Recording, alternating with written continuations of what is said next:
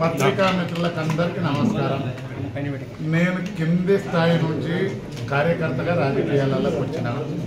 కోమటిరెడ్డి వెంకటరెడ్డి గారు ఒక మాట అన్నారు, అంటే ఆ మాట కూడా చక్కగా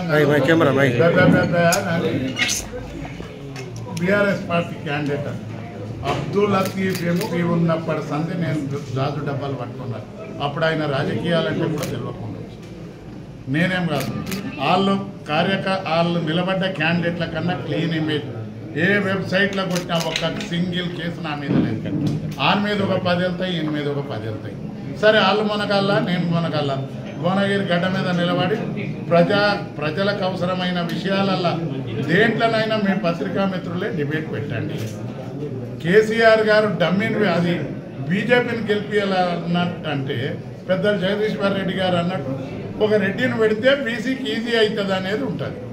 నన్ను ఒక బ్యాక్వర్డ్ క్లాస్ క్యాండిడేట్ను నేను 5 ఏళ్ళు సిన్సియర్గా పనిచేస్తే రాజకీయ అనుభవం ఉందని జిల్లా పెద్దలు అందరూ ఆశీస్సులతో నన్ను పెట్టారు. తప్పకుండా నేనే గెలుస్తా, 5ో 10ో ఇచ్చి చెప్పుకుంటా ఊరుకున్నారు నాయకులు. ఒక్కసారి నేను ఇబ్రాహీంపట్నం వరకు ఎంతమందికి ఇచ్చున్నాను నేను పేర్లు సాయం చేసేవాడని చెప్తాడా? కాబట్టి మీరు అయ్యింది కాంతింది ఆడు తుమ్మిండు సార్ ఈడు తగ్గిండు సార్ అని దయచేసి మీరు అడగకండి. మీరు కూడా విఘ్నులు, ఎవంది తప్పో ఎవంది తప్పో తెలుసుకోవాలి.